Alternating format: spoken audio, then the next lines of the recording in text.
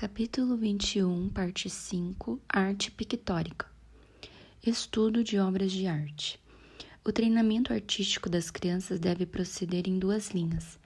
A criança de 6 anos deve começar tanto a se expressar quanto a apreciar, e sua apreciação deve ser bem anterior ao seu poder de expressar o que vê ou imagina. Portanto, é lamentável que a apreciação das crianças seja exercida apenas sobre as litografias coloridas de seus livros ilustrados ou do número natalino, mas o leitor dirá: uma criança pequena não consegue apreciar a arte, apenas a cor e o sentimento de uma pintura é que a atingem. Uma ilustração vividamente colorida do aniversário de Bob ou da boneca da Bárbara é o que despertará seu interesse e suas emoções. Portanto, diz o leitor, a natureza indica o tipo de arte apropriada para as crianças. Mas, de fato, as mentes das crianças e de seus superiores se acomodam ao que é colocado em seu caminho, e se as crianças apreciam o vulgar e o sentimental na arte, é porque esse foi o tipo de arte a que se habituaram. Um pequeno garoto de cerca de 9 anos, com muitos outros, recebeu reproduções de meia dúzia de obras de Jean-François Millet para estudar durante um período letivo.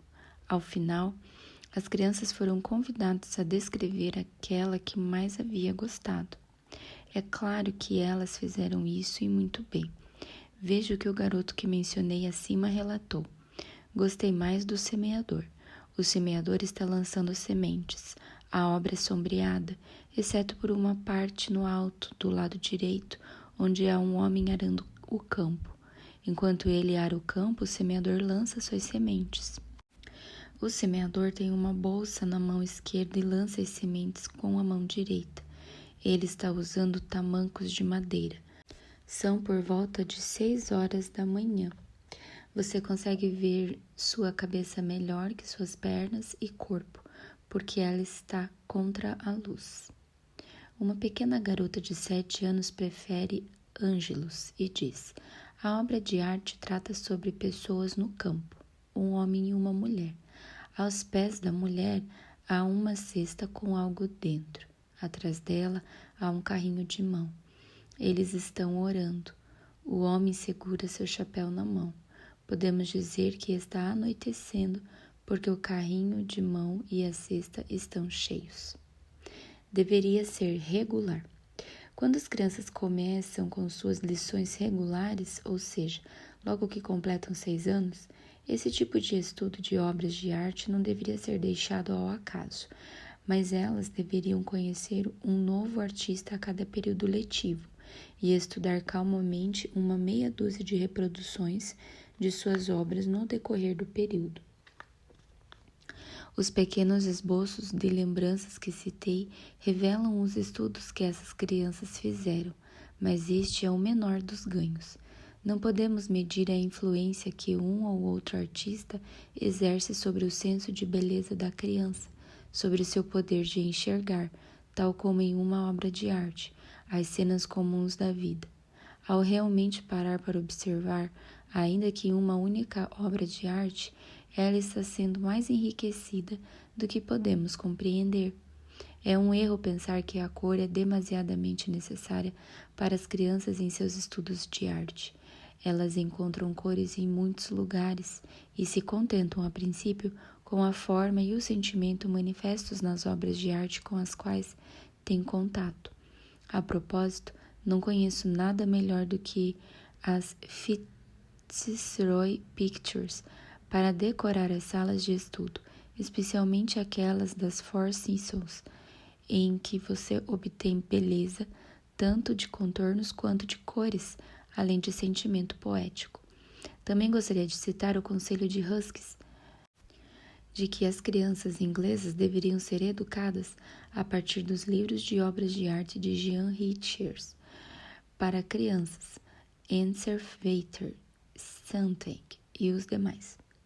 Abaixo acrescento notas de uma lição de conversação sobre obras de arte elaborada por uma estudante de House of Education e ministrada a crianças de 8 e 9 anos para mostrar como esse tipo de lição pode ser ministrada. Conversação sobre obras de arte. Objetivos. 1. Continuar com a série de obras de arte de Landseer, que as crianças estão aprendendo na escola. 2. Aumentar seus interesses pelas obras de Landseer. 3. Mostrar a importância da familiaridade que ele tinha com os animais. 4.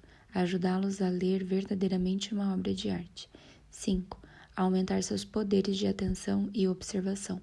Passo 1. Pergunte às crianças se elas se lembram sobre o que foi a última obra de arte que observaram e qual artista foi famoso por suas pinturas de animais. Diga-lhes que Landseer começou a se familiarizar com animais ainda muito jovem. Ele teve cachorros como animais de estimação e os estudou e os seus hábitos por causa de seu amor por eles. Desta forma, tornou-se hábil em pintá-los. Passo 2. Dê-lhes a obra Alexandre e Diógenes para observarem, e peça-lhes para descobrirem por si mesmos tudo o que puderem sobre a obra e pensarem sobre a ideia que o artista tinha em mente e a ideia ou as ideias que ele desejava que sua obra nos transmitisse. Passo 3. Depois de 3 ou 4 minutos, retire a imagem e verifique que as crianças observaram. Em seguida, pergunte-lhes o que os diferentes cachorros lhes sugerem. A força do mastim, representando Alexandre, a dignidade e a grandeza dos Bluehounds em sua retaguarda, e o olhar do sábio conselheiro para o cão de caça, o olhar um tanto desdenhoso do terrier de pelo desgrenhado no barril. Pergunte às crianças se elas observaram alguma coisa na foto que indique a hora do dia. Por exemplo, as ferramentas jogadas ao lado da cesta do trabalhador, sugerindo a hora do almoço, e o sol brilhante nos cães que protejam uma sombra no barril, revelando que deve estar em algum lugar perto do meio-dia. Passo 4. Deixe que leiam o título e contem qualquer fato que conheçam sobre Alexandre e Diógenes. Depois diga-lhes que Alexandre foi um grande conquistador que viveu em 356 a 323 a.C., famoso pelas batalhas que venceu contra a Pérsia, a Índia e ao longo da costa do Mediterrâneo. Ele era muito orgulhoso, forte e arrogante. Diógenes era um filósofo cínico. Explique o significado de cínico, ilustrando-o por meio da lenda de Alexandre e Diógenes, e a partir disso, deixe que descubram qual cão representa Alexandre e qual representa Diógenes. Passo 5. Faça com que as crianças desenhem os contornos principais da obra em 5 minutos, com lápis e papel. Ilustrações originais. Tenho falado de tempos em tempos sobre as ilustrações originais desenhadas pelas crianças. Pode ser útil acrescentar aqui as notas de uma lição elaborada por uma estudante da House of Education, evidenciando a espécie de ajuda ocasional que um professor pode oferecer quanto a esse tipo de trabalho. Mas, de um modo geral, é melhor deixar as crianças trabalharem por si mesmas. Objetivos. 1. Ajudar as crianças a fazerem imagens mentais claras a partir da descrição e a reproduzirem essas imagens em suas pinturas. 2. Aumentar seu poder de imaginação. 3. Ajudá-las em suas ideias de forma e cor. 4.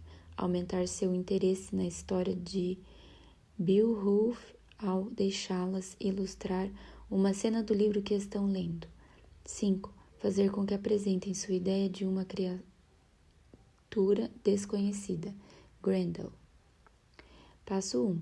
Extrair das crianças o que sabem sobre o poema Beowulf e sobre o próprio herói. Passo 2. Contar-lhe quaisquer pontos que lhes faltem da história até onde tenham lido, ou seja, a morte de Grendel.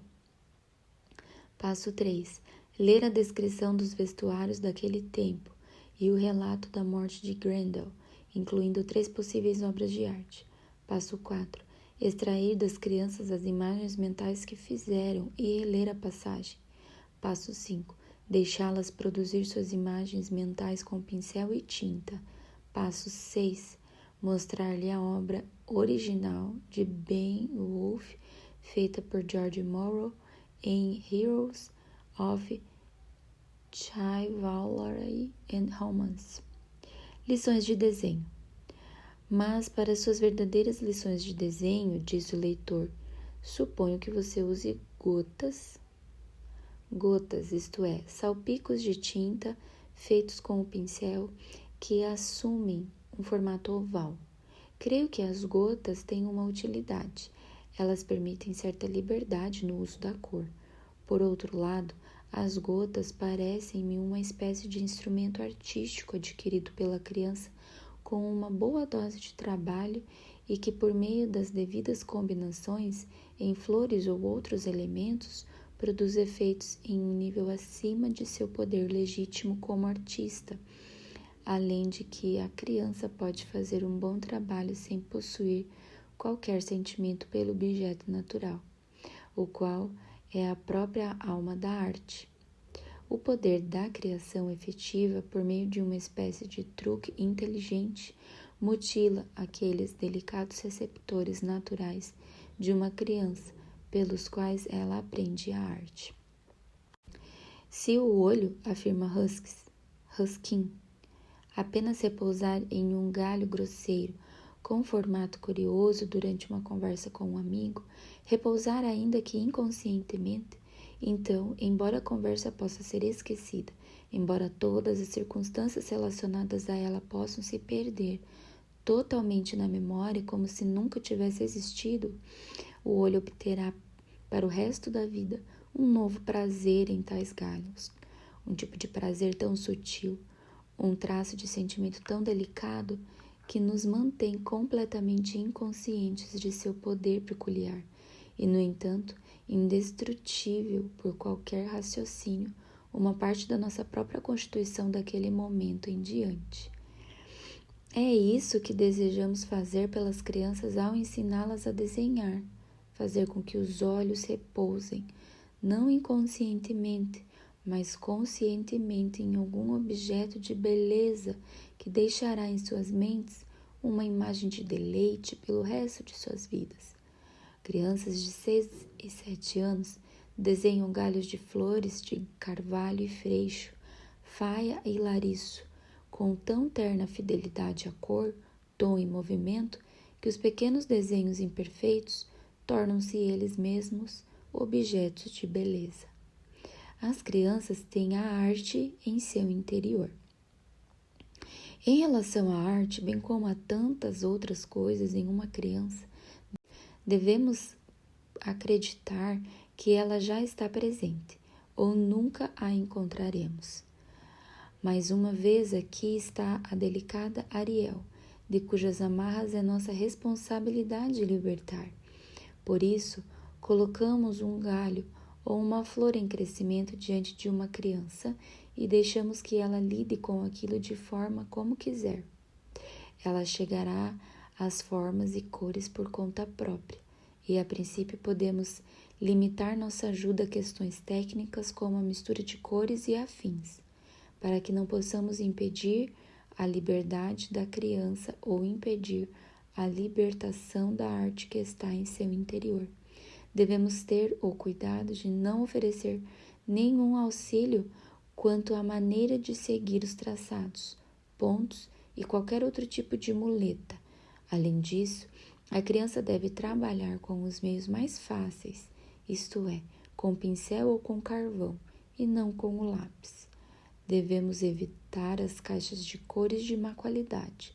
As crianças merecem o melhor, e cerca de meia dúzia de tubos de cores realmente boas durarão bastante tempo e satisfarão os olhos dos pequenos artistas. Modelagem em argila. Ao falar do treinamento artístico das crianças, pode ser igualmente útil oferecer uma palavra sobre a modelagem em argila. Pequenos ninhos de pássaros, cestos de ovos, etc., não têm qualquer utilidade no desenvolvimento da arte e logo deixam de ser divertidos. A principal tarefa da professora é mostrar à criança como preparar seu barro de modo que expila bolhas de ar e dar a ela a ideia de fazer uma pequena plataforma para o seu trabalho, de modo que possa ter, desde o início, um efeito artístico. Em seguida, coloque diante dela uma maçã, uma banana, uma castanha brasileira ou algo semelhante. Não deixe que a criança pegue um pedaço de argila e pressione-a para adquirir a forma desejada, mas oriente-a a construir a forma que deseja, pedaço por pedaço. Sua própria percepção artística determinará o tamanho da cavidade da maçã e o vinco no sapato da criança. Os pequenos sinais de expressão nos objetos responsáveis por quebrar a uniformidade e produzirem a arte. O piano e o canto. Preciso encerrar com a sensação desapontadora de que muitos assuntos de grande importância na educação da criança foram deixados de lado e que nenhum assunto foi tratado de maneira adequada. Não disse nada sobre certos assuntos de peculiar valor educacional, tais como a música, em parte por falta de espaço e em parte porque se a mãe não tem em si aquilo de que fala o Sr. Joshua Reynolds, as dicas de alguém de fora não produzirão o sentimento de arte que é a condição de sucesso nesse tipo de ensino. Se possível, faça com que as crianças aprendam desde o início aos pés daqueles artistas amantes de seu trabalho. É um grande erro deixar a criança lançar as bases do que pode ser uma de suas futuras atribuições aos pés de professores mecânicos e mal qualificados que não inflamam neles qualquer faísca daquele entusiasmo que é a vida da arte. Em conexão com o canto, eu gostaria de mencionar os admiráveis efeitos educacionais do método Tonifi-Solfa. Por meio dele, as crianças aprendem de maneira mágica a produzir sinais para os sons e sons para os sinais. Ou seja, elas não apenas conseguem ler a música, mas também conseguem escrever as notas ou fazer os sinais manuais adequados para as notas de uma passagem cantada. O ouvido e a voz são simultaneamente e igualmente cultivados. O método Child Pianist da Sra. Kerwin é elaborado com minucioso cuidado sob as mesmas linhas, ou seja, o conhecimento que a criança tem da teoria musical e seu treinamento auditivo acompanham seu poder de execução e parecem acabar com a fatal monotonia da prática. Trabalhos manuais e treinamentos.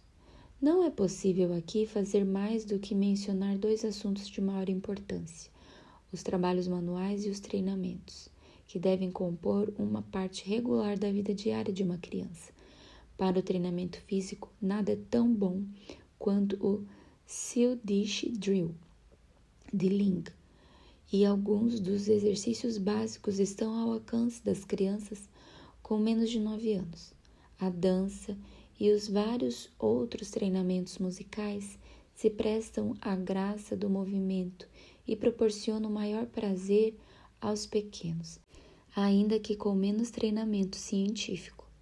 Os trabalhos manuais mais apropriados às crianças com menos de 9 anos me parecem ser do tipo a seguir: fabricação de cadeiras de vime, confecção de caixas e cestos, tecelagem de pequenos tapetes e cortinas japonesas, esculturas em cortiça, padrões de costura com pontos variados em tela rústica, bordados fáceis, tricô, grandes agulhas e lã, etc.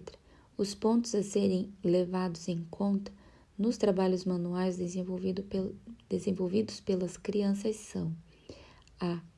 Que elas não devem ser ocupadas na execução de atividades fúteis, tais como construções feitas com ervilha e gravetos, tapetes de papel e similares. B. Que os trabalhos devem ser ensinados lenta e cuidadosamente. C. Que o trabalho desleixado não deve ser permitido. D. E que, portanto, o trabalho das crianças deve ser adequadamente mantido dentro dos limites de suas capacidades.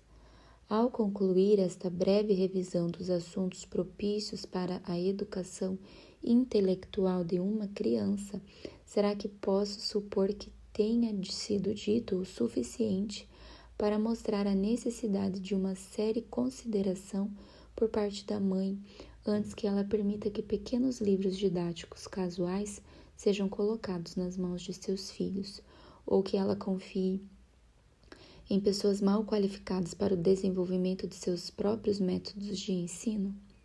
Perguntas para o uso dos estudantes. 1. Em quais linhas o treinamento artístico das crianças deve proceder?